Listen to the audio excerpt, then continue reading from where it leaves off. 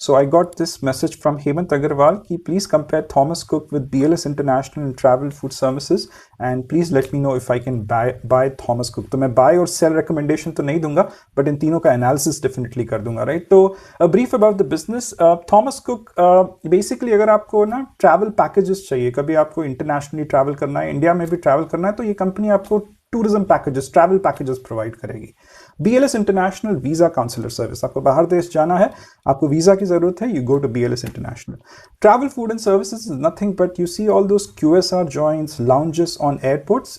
TFS manages and operates those lounges and QSR outlets, right? Business model अगर आप देखो तो थॉमस कुक का जो 60% से ज़्यादा बिजनेस जो है वो B2B से आता है। तो B2B में ग्रोथ जो होता है काफ़ी लंपी होता है, और अगर B2B है तो फिर रिसीवेबल्स का प्रॉब्लम होगा। तो if you look at receivables to assets, it's more than 12% for Thomas Cook. For the other two companies it is less than 3%, right? तो रिसीवेबल्स का प्रॉब्लम है तो फिर ROCE भी ठुका हुआ होगा। तो if you look at the ROCE for Thomas Cook for the last 5 years it's 4%, मतलब बिजनेस में इतनी प्रॉफिटेबिलिटी नहीं है, right? But the other two companies which are B2C companies, if you look at the ROCE, it's more than 20%. This is one point. If you look at the ROE, right, Thomas cook का पिछले 5 साल का ROE तो 0% है, बाकी दोनों companies का 25% से ज़्यादा है। तो थॉमस कुक का ROE इतना कमज़ोर क्यों है? क्योंकि इसके ऑपरेटिंग प्रॉफिट मार्जिन 5-6% के। ऑपरेटिंग प्रॉफिट मार्जिन अगर इतने कमज़ोर है तो क्या बताता है बिजनेस मॉडल के बारे में? ये बताता है कि बहुत ज़्यादा कंपटीशन है, प्राइसिंग पावर कुछ नहीं। तो अगर आपको कोई टूरिज्म पैकेज चाहिए तो ज़रूरी नहीं है कि आप थॉमस कुक के पास जाओ, आप किसी और के पास भी जा सकते हो। But BLS and travel food services के बैरियर्स टू एंट्री बहुत स्ट्रॉन्ग है, काफ़ी कॉन्सेंट्रेटेड मार्केट्स में ये दोनों ऑपरेट करते हैं। तो बिजनेस पॉइंट ऑफ व्यू से अभी तक तो थॉमस कुक काफ़ी कमज़ोर लग रहा है, right?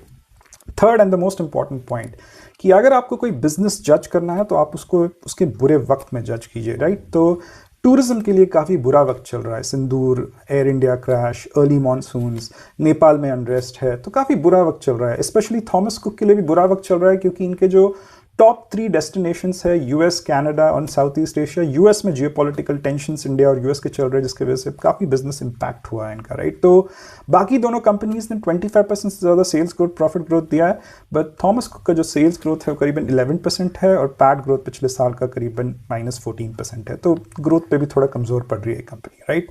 Now the next important point is valuation. सबसे सस्ती कंपनी कौन है? सस्ती कंपनी सबसे जो है वो थॉमस कुक है। एंड कोविड के बाद कोविड जब निकला था, उसके बाद रिवेंज ट्रैवल जब हुआ था, तो थॉमस कुक का स्टॉक प्राइस 4x से ऊपर गया था। कहने का अर्थ ये है कि जब भी कोई साइकिल बदलता है, मतलब एक बुरे साइकिल से अच्छे साइकिल में जब चीज़ें होती है, तो एक कमज़ोर बिजनेस मॉडल वाली कंपनी का स्टॉक भी अप्रिशिएट करता है क्योंकि एक बुरे वक्त में उसको काफ़ी ज़्यादा ठोका गया होता है।